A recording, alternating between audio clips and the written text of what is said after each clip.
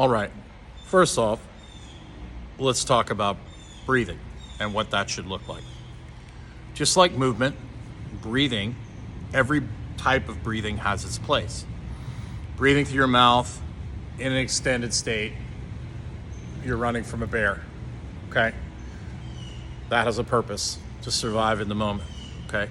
And obviously, 50, 100, even 30 years ago, right?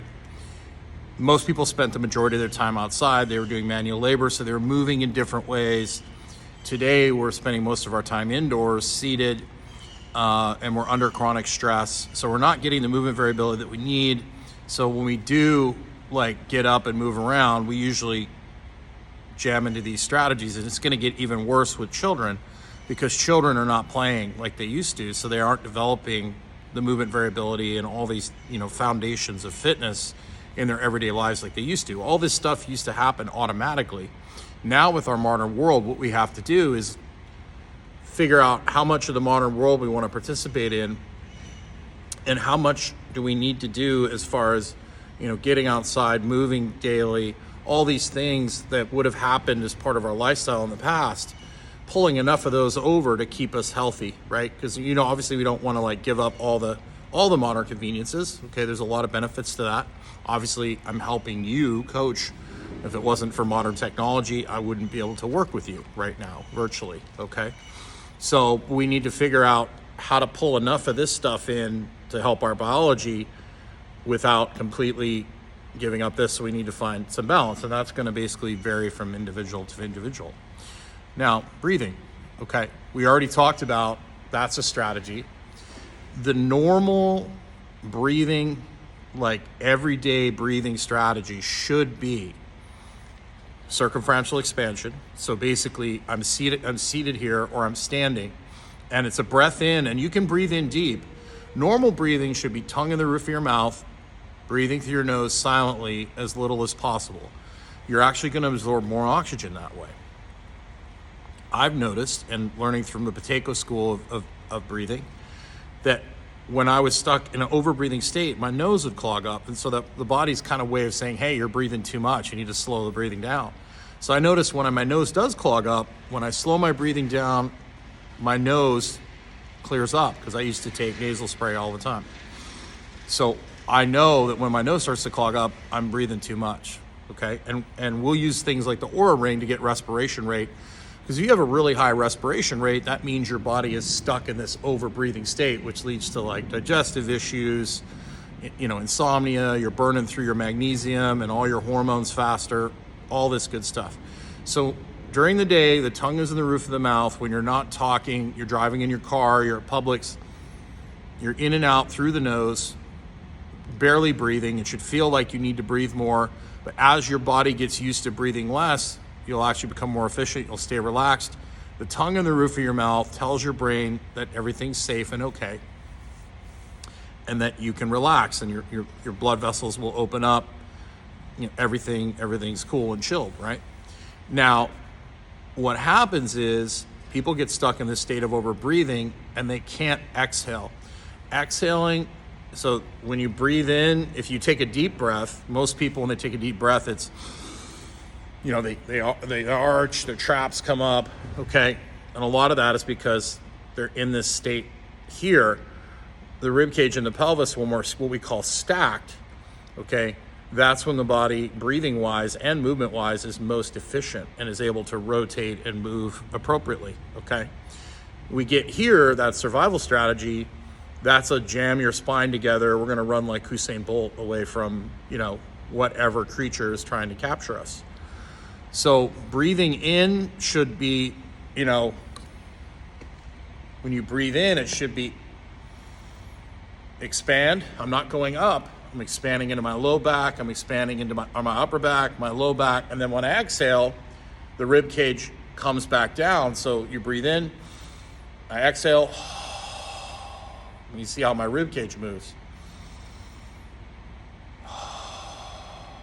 So if you're really stiff all the time, that's probably because you have a really stiff rib cage. So you can just sit here like this in a chair and make sure you're not arched, but you're rounded forward and you're reaching, and you breathe in, and you shouldn't feel your traps, just nice and easy. and then breathe out through your mouth. And that helps get that pump action handle going, right? Now, this is a really simple drill that I do just about every day, multiple times a day, because it's so simple. Basically, I'm here. You can also do this up against a wall, which I'll show you later.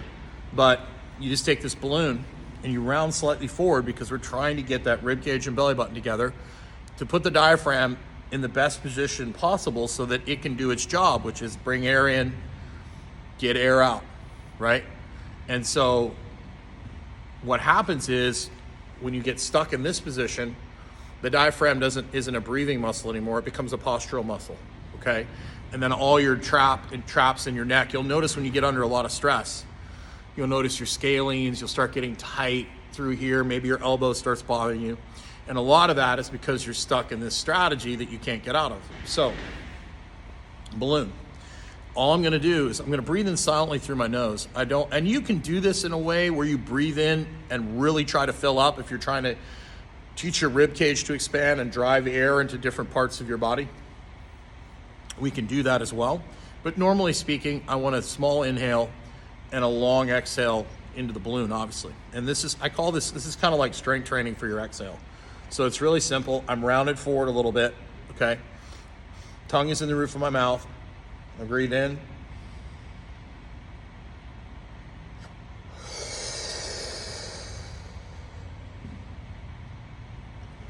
I pinch the balloon. I take a little pause. Obviously, I would just pause, breathe back in. And you notice when I breathe back in, it's not, it's subtle, right? So it's a breath in.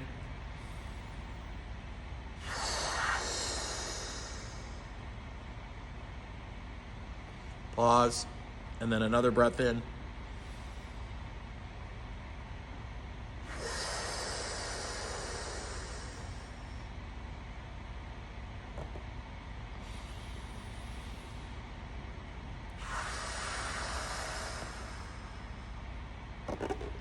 And that's it. And you'll notice as you do that, you'll notice yourself kind of relax a little bit, right? And that's the whole point. You relax on the exhale. But I've had people that cannot blow up a balloon, and we have to work on getting them to be able to, one, get air into the right places, because what people don't understand, air is always going to go to the point of least resistance. And a lot of times if you're arched and extended, that air is going to push forward into your gut. So the next drill I'm going to give you is how to get air into places that you might be tight. We're going to take you into flexion, get air into your low back, into your upper back and low back, and also decompress your spine. So super simple drill. Keep a balloon in your pocket. If you feel stressed, round forward. You can do it standing as well. Just make sure you're not arched. And take a breath in, full exhale, pause, do 4 or 5 blow ups of the balloon. I like to do it like last night. I was having problems like kind of winding down. I banged out 2 or 3 of these. Was able to go back to sleep and relax. So this is one of my favorite drills. It's super duper simple. Just make sure when you're exhaling, it's not like you start feeling it in your neck and stuff, and you're exhaling too hard. It shouldn't be forced. And over time, you'll notice you'll be able to blow up this balloon with less breaths.